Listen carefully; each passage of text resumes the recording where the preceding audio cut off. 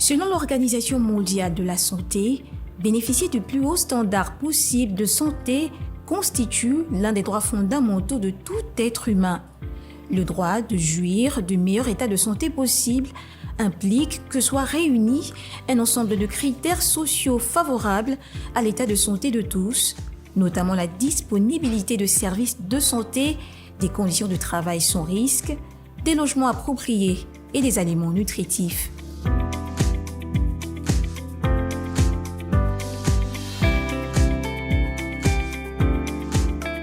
Le Gabon, pays aux nombreuses ressources minières, couplé d'une faible population, peinait pourtant à faire bénéficier à celle-ci les conditions favorables en vue de jouir de ce droit qui pourtant leur est légitime. Plateau technique défaillant, déficit en ressources humaines, manque de médicaments, pour ne citer que cela, les chantiers sont énormes en matière de santé dans ce pays de l'Afrique centrale qui veut sortir de la léthargie dans laquelle se trouve actuellement son système de santé. Le coup de la libération du 30 août dernier par le Comité de transition pour la restauration des institutions CTRI fut donc une véritable aubaine, apportant au pays un nouveau souffle et surtout une nouvelle équipe dirigeante. Les autorités de la transition, en tête desquelles le général Brice Clotaire Oligui Nguema, ont l'ambition de redorer le blason du Gabon et restituer aux Gabonais leurs droits en matière de santé. La mise sous gestion du secteur privé des deux caisses que sont la CNSS et la CNAMGS, afin de mettre un terme à la souffrance de nos compatriotes. Parmi les actions posées, on note un engagement en ce qui concerne la lutte contre les cancers féminins et masculins, lutte qui s'est matérialisée en campagne nationale de sensibilisation organisée sur l'ensemble du territoire respectivement pendant les mois d'octobre et de novembre. Cette lutte a vu la mobilisation de la première dame du Gabon, Zita Oligui Nguema, qui a effectué le lancement officiel de la campagne Octobre Rose à Lambaréné dans la province du Moyen-Ogooué le 12 octobre 2023. Les cancers du col de l'utérus et du sein sont les plus meurtriers de tous les cancers qui sévissent au Gabon. C'est sans doute consciente de cette donnée que l'épouse du chef de l'État a tenu à déconcentrer cet événement afin de véritablement lui donner une portée nationale. Nous devons continuer à encourager la prévention, à soutenir la recherche et à offrir une aide sans faille à celles qui sont sous le poids de la maladie. Le Comité pour la transition et la restauration des institutions par ma voix continuera à œuvrer pour la lutte contre cette maladie qui fait des ravages dans nos différentes familles. Parce que la lutte contre les cancers est aussi une question de santé publique au Gabon,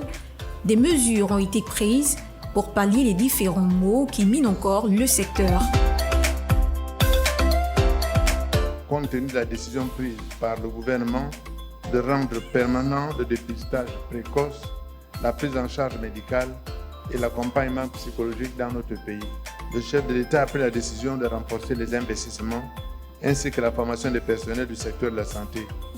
Il s'agit de l'une des réponses aux défis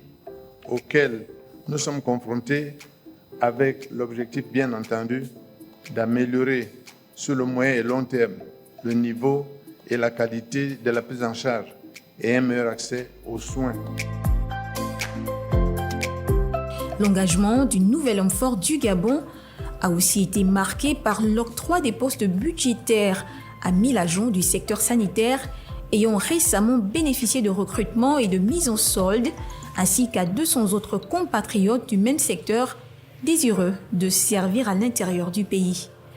Dans un communiqué datant du 14 novembre 2023, le professeur Adrien Mougougou, ministre gabonais de la Santé et des Affaires sociales, annonçait que l'objectif visé par ce geste du président de la transition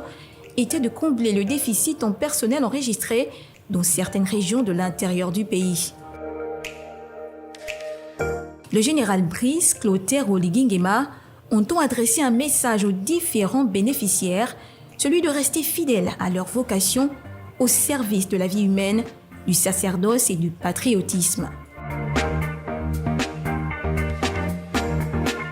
Général de brigade,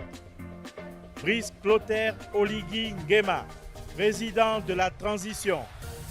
président de la République, chef de l'État,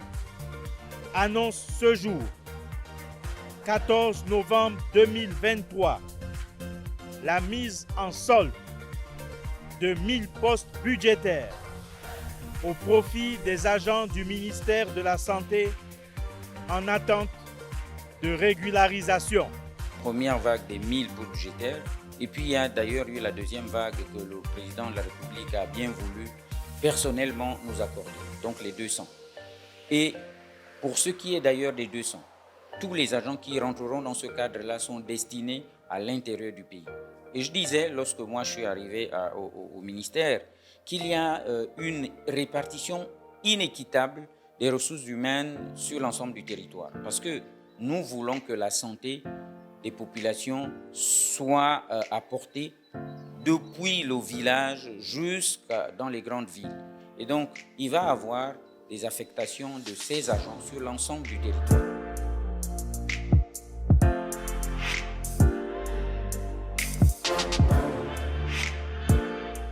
On peut aisément le dire, les autorités gabonaises actuelles ont à cœur la restauration du secteur sanitaire et des droits des Gabonais dans ce domaine.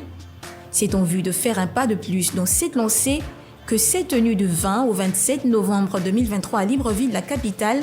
le Forum national de la santé. Une initiative du ministre de la Santé et des Affaires sociales portant sur l'évaluation de la politique nationale de santé 2024-2034 et le plan national de développement sanitaire 2024-2028. Au cours de ce symposium qui a réuni des partenaires au développement, notamment l'Organisation mondiale de la santé, des acteurs de l'administration publique, civile et militaire, et des professionnels de la santé, le gouvernement s'est engagé à résoudre plusieurs problématiques en mettant en place des stratégies. Il s'agit notamment de l'amélioration des soins de santé primaires, la mise en place des mécanismes de veille et de riposte contre les crises sanitaires, ainsi que la mise en œuvre d'une politique volontariste de formation et de renforcement des capacités des acteurs de santé et de protection sociale.